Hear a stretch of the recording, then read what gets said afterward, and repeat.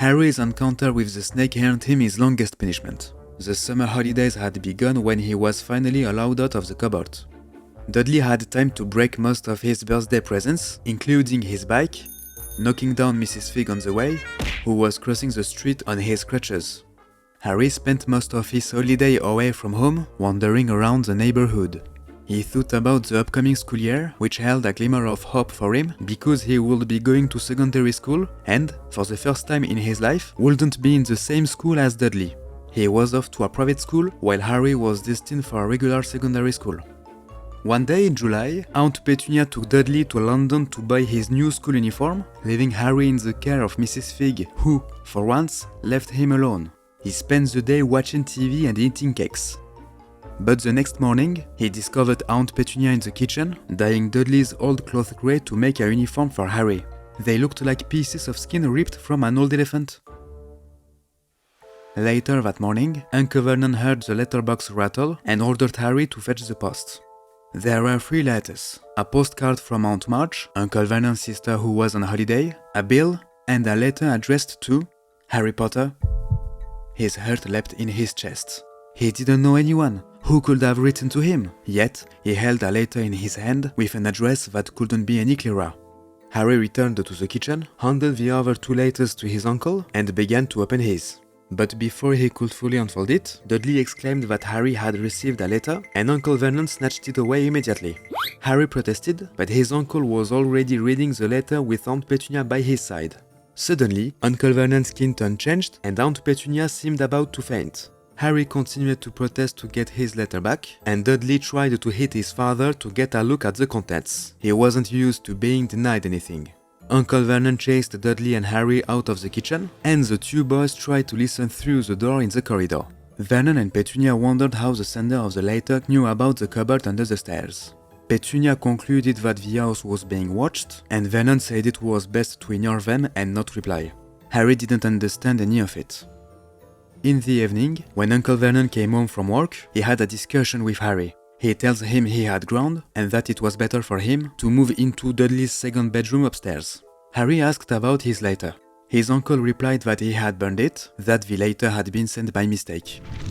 The previous day, Harry would have given anything to have that room, but today he would have gladly returned to his cupboard just to read the letter. The next morning, it was Dudley who went to fetch the mail, and to everyone's surprise, Harry had received another letter with a slight change in the address. He had to fight with his uncle and cousin for it, as everyone wanted the letter, but Uncle Vernon naturally got hold of the mail and sent Dudley and Harry to their respective rooms. Clearly, the sender knew that Harry had changed rooms and knew he hadn't received the first letter. Harry intended to wake up early the next morning to wait for the mailman at the end of the street and ask for the mail from number 4, but he couldn't do anything. Uncle Vernon had slept all night by the front door and had managed to get the mail before him. There were 3 letters this time, which he quickly tore up. Later that morning, his uncle nailed a board in front of the letterbox. On Friday, Harry received 12 letters slid through gaps around the front door. On Saturday, he received 24, rolled up and hidden inside the 2 dozen eggs that were delivered that morning. On Sunday, Uncle Vernon seemed tired, but happy. Of course, it was Sunday. So, no letters today. But as soon as he finished speaking, a package fell down the chimney and exploded, scattering about 40 letters all over the living room and kitchen. The Dursleys ducked to protect themselves, but Harry tried to catch one in midair before being grabbed by his uncle, who pushed him towards the front door. In a fit of anger, he ordered the whole family to get ready to leave in 5 minutes, and 10 minutes later, they were in the car on the highway. Uncle Vernon spent the day driving and making incomprehensible U-turns, muttering about losing their pursuers. At the end of the day, they finally stopped at a gloomy hotel where Harry would share a room with Dudley.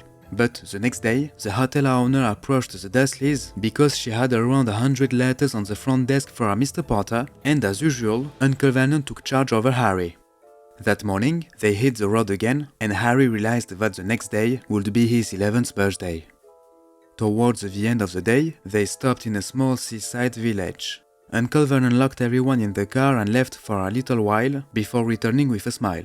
He had found a wretched shack on a teeny island a few kilometers from the coast to stay in. They reached the island in an old rowboat. The place was cold and miserable. Uncle Vernon had barely bought provisions, just a few bananas and chips. But Uncle Vernon seemed happy, convinced that no one would dare brave the sea to deliver the mail, especially with a storm predicted for the night. Evening came. Uncle Vernon and Aunt Petunia slept in the adjoining room, Dudley on the couch, and as for him, Harry was on the floor. Harry could see the exact time on his cousin's watch. In 10 minutes, he would be 11 years old. He wondered where the sender of all these letters could be. Just 5 more minutes. Harry heard cracking noises outside, and deep down, he hoped the roof wouldn't collapse. 1 more minute. What if he woke up Dudley just to annoy him?